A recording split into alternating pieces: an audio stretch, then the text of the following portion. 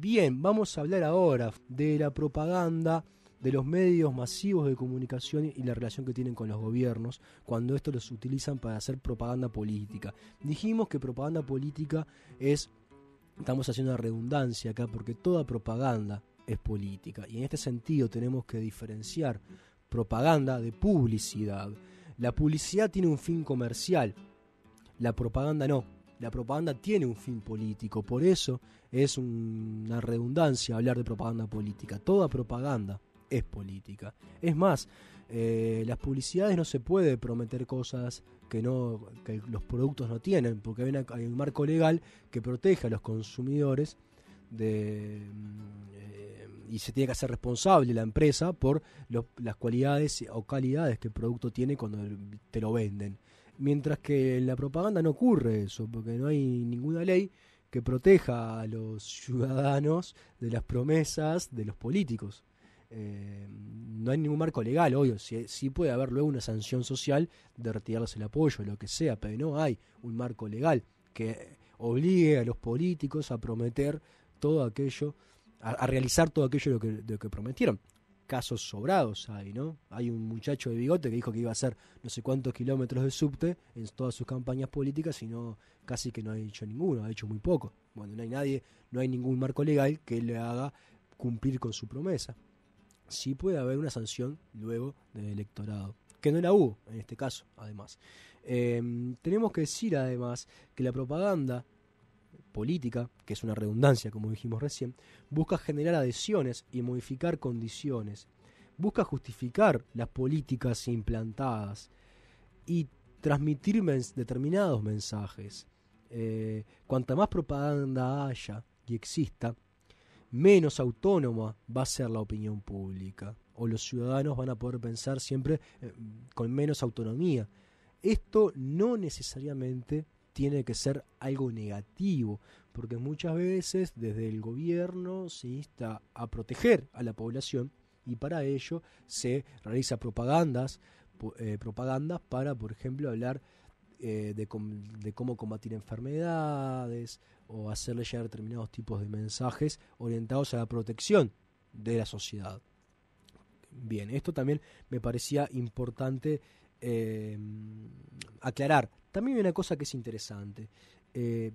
Hitos de propaganda son los regímenes nazis. Es el nazismo en Alemania. Es la primera vez que la propaganda se realiza en forma sistemática, con reglas, y ya Hitler, en su libro titulado Mi lucha, que es un libro que escribió en prisión, luego Hitler en 1924 intenta el Putsch de Múnich. Putsch es golpe, el golpe en Múnich, y cae prisionero porque es un golpe fallido.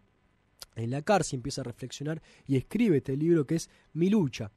Y ahí dice claramente Hitler que la propaganda debe adecuarse al nivel intelectual de los individuos más limitados entre aquellos que va dirigida.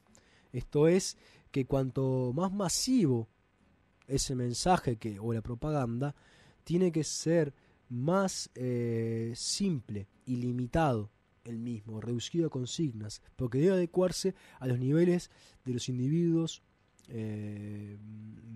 digamos, más de menor condición intelectual, si se quiere. Por eso el mensaje tiene que ser bien simple.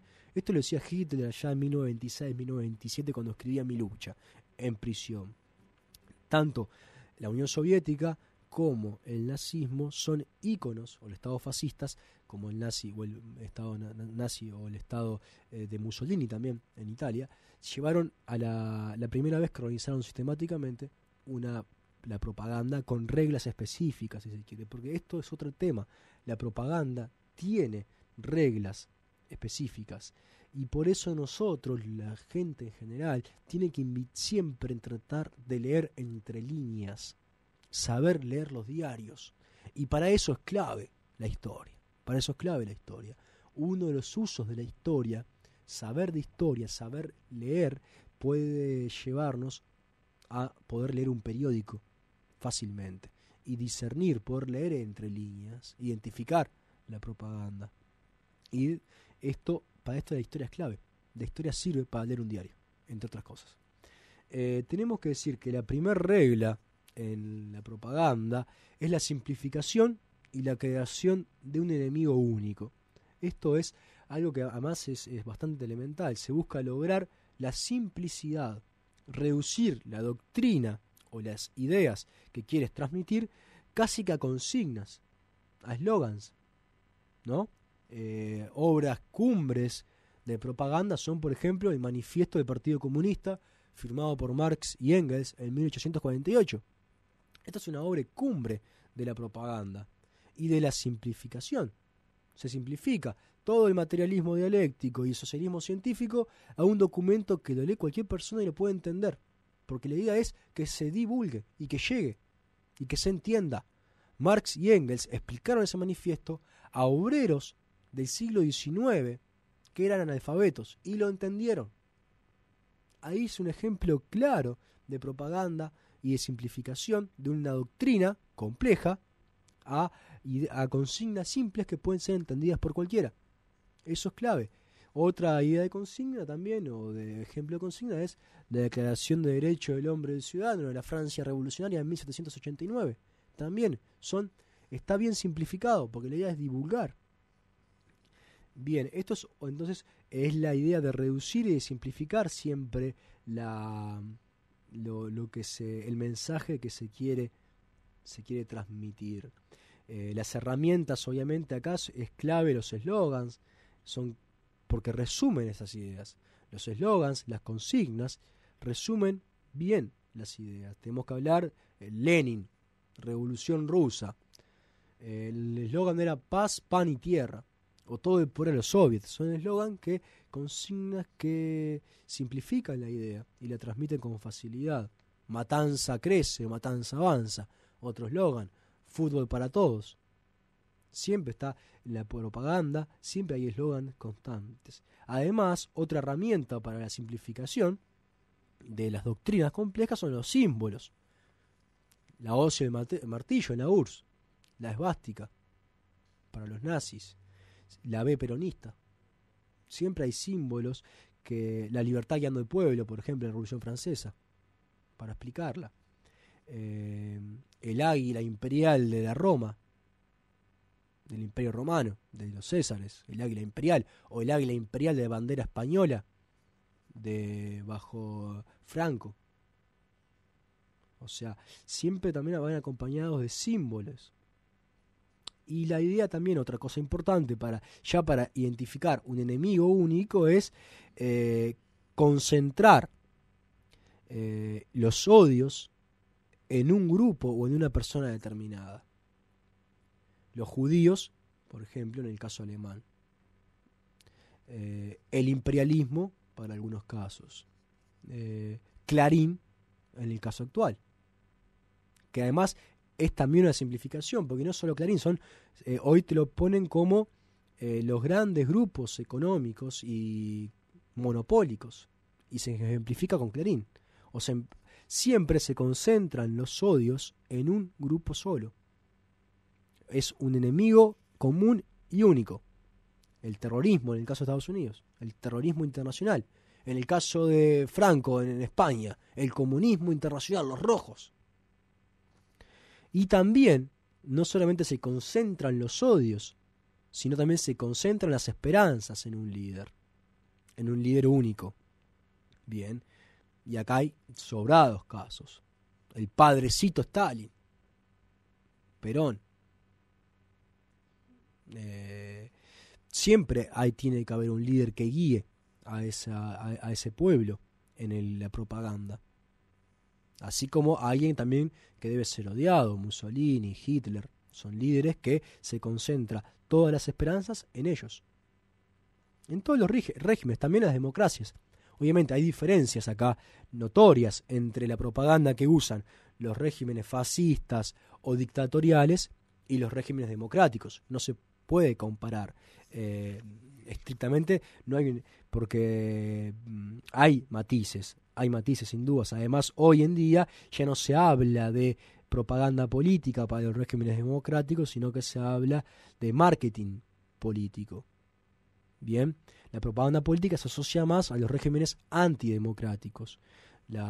el marketing político se asemeja más y se asimila más a los gobiernos democráticos que lo utilizan. Todos los gobiernos lo utilizan a la propaganda política de todas las ideologías. De todas las ideologías. No estamos acá estigmatizando a ningún grupo en particular. Simplemente estamos tratando de ilustrar con ejemplos variados qué es un símbolo, qué es un eslogan, qué es un líder, qué es un enemigo común. Otra regla que debe respetar la propaganda política es la exageración y la desfiguración, porque siempre se busca resaltar las informaciones favorables y olvidar, manipular aquellas que son desventajosas. Bien, toda propaganda realiza eso. Una forma clarísima de hacer esto, una herramienta para hacer esto es hacer citas descontextualizadas, citar a cual pensador, citar tal cosa, pero sacada del contexto, para darle más fuerza a las ideas que se quieren transmitir.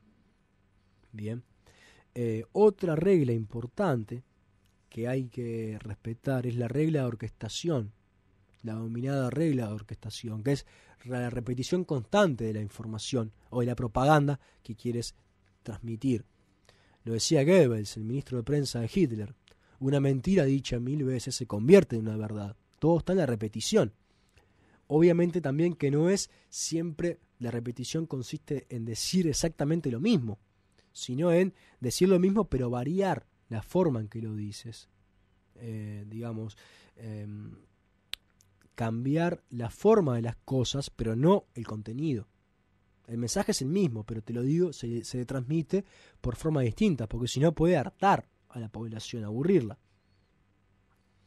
Una cuarta regla es la transfusión. La transfusión consiste justamente que no se puede empezar de cero. Se sabe que no se puede empezar de cero. Hay que actuar desde las ideas preexistentes en las sociedades. Todas las sociedades tienen ideas preexistentes. Y acá la idea también es apelar a los sentimientos preexistentes en la población. Más que las ideas, a los sentimientos.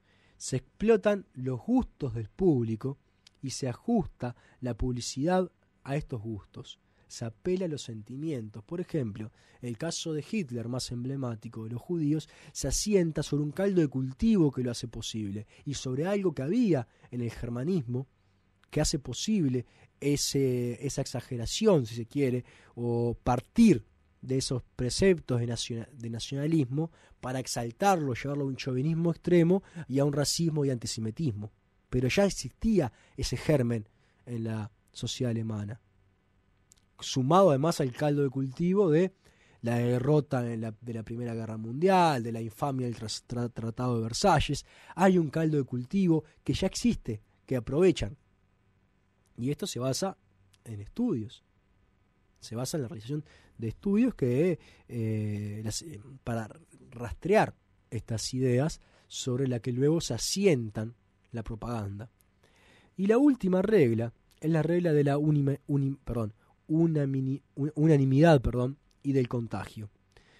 Siempre hay medios del contagio. Hay estudios sociológicos que demuestran la presión que tienen los grupos de referencia en las opiniones individuales. Esto es, la propaganda siempre va a intentar mostrar una imagen de consenso, porque se sabe que esto influye en los individuos. Los estudios sociológicos lo muestran. Si se genera consenso, si se muestra que hay consenso, si se muestra que esto empuja a los individuos a creer esa propaganda y a abrazar también esa causa. Es claro, ¿no? Las encuestas, por algo se dice que hay un voto ganador, se vota al que va ganando. Y por algo está la veda antes de las elecciones, para que no se pueda influir en los individuos que aún no han incidido el voto y no exista ese efecto contagio. Hay herramientas además para generar este consenso y para generar este contagio. Las grandes manifestaciones, donde se ponen sindicatos, donde se ponen distintos grupos para generar ese consenso. Esas grandes marchas generan un efecto contagio. Las banderas, los símbolos en general, los uniformes, la música, también hacen que se amplía ese sentimiento de pertenencia y se bombardea ese sentimiento de pertenencia para que todos los grupos justamente influyan en los individuos o los individuos que se sienten parte de unos grupos actúen como actúa ese grupo. Volvemos a decir que esto es la propaganda política, principalmente decir que fue utilizada en Europa y en Estados Unidos este concepto hasta la década del 60, en Argentina hasta la década del 80. Después se cambia por el concepto de marketing político, y ahí hay más reglas que vienen desde el punto de vista de la publicidad, se aplican reglas de la publicidad a la propaganda política. Porque no es lo mismo hablar de dictaduras que de democracias, pese a que todos los gobiernos del mundo usan la propaganda política. Tenemos que aclarar esto. Habíamos dicho que tanto nazis como soviéticos son los primeros en aplicar la propaganda política de manera sistemática, y son dos hitos de la misma, que se los cita siempre como ejemplos. ¿Quién no escuchó en el colegio a Goebbels como para la panacea de la propaganda política? El ministro de prensa de Hitler. También tenemos que acá recomendar a la audiencia dos películas, dos films que son propaganda. Una es propaganda soviética, que es El acorazado Potemkin, que es claramente propaganda soviética. Otra es de Charles Chaplin, El gran dictador, que es una sátira justamente al gobierno de Hitler y a cómo éste usaba la propaganda política y cómo accionaba. Una película formidable, El gran dictador de Charles Chaplin. Altamente recomendable. Altamente recomendable también la propaganda soviética del acorazado Potemkin, que está entre una de las mejores producciones del cine de todo el siglo XX. Bien, sobre esto queríamos reflexionar hoy porque constantemente hablamos en Creces del Pie de la propaganda y queríamos realizar una columna más científica, si se quiere, y analizarla a la propaganda con sus reglas específicas y siempre intentar pensar estos temas con los oyentes y darle herramientas a los mismos para que puedan leer entre líneas. Esta es la idea del programa, fomentar el pensamiento crítico y no la propaganda, pero para eso tenemos que conocer las reglas de la misma. Tenemos que conocer cómo funciona y estar atentos. Estar atentos. No necesariamente, como dijimos hoy, la propaganda es negativa. No necesariamente. Muchas veces busca proteger a la población. Las campañas de concientización sobre el VIH-Sida, la profilaxis, los cuidados de las enfermedades en general, bien, las leyes impositivas, hay muchas veces está orientada a la protección de la población. Igual opera con las mismas reglas que cuando se quiere llevar agua para los modelinos electorales de cada partido político. Igual opera con esas normas. Porque además recordemos que la propaganda se hace de los medios de comunicación o de los espacios públicos. Y estos, el gobierno y el Estado, no los tienen exclusividad. No los tienen exclusividad. También estos aparatos ideológicos, como los denominó Althusser, también tiene o llegan los medios opositores. Y también los usan, y usan la propaganda también. Pero en Creces del Pie hablamos de casos emblemáticos, ¿bien? Volver a decir que no fue en sentido peyorativo ni negativo, que mezclamos a Hitler o a Mussolini o a Stalin con otros gobernantes democráticos o con otros gobiernos democráticos. No fue en sentido peyorativo, sino simplemente para mostrar que todos los gobiernos del mundo han usado la propaganda, incluso desde los tiempos de la Roma antigua. Bien, esta fue la columna de opinión, si se quiere, pero también la intentamos hacer desde el punto de vista científico y desde la ciencia política en Creces del Pie. Vamos a invitarlos ahora a escuchar un hermoso tema de Alejandro Filio, que acá lo popularizó Nito Mestre, que se llama Verdad.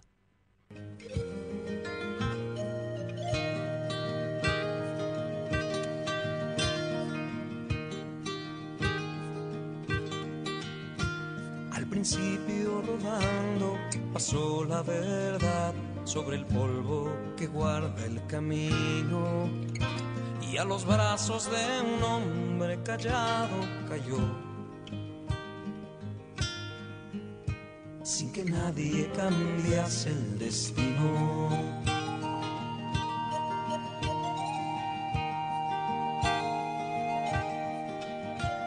Aquel hombre que tuvo esa vez la verdad se quedó para siempre callado y extraviado en la sombra que cubre esta paz. Sigue siendo el que más se ha buscado. Me quieren vender la noche por luz, la calma por la tempestad. Y yo quiero saber dónde diablos está la verdad. Me quieren vender la piedra por flor, la niebla por la claridad. Solo quiero saber dónde diablos está la verdad.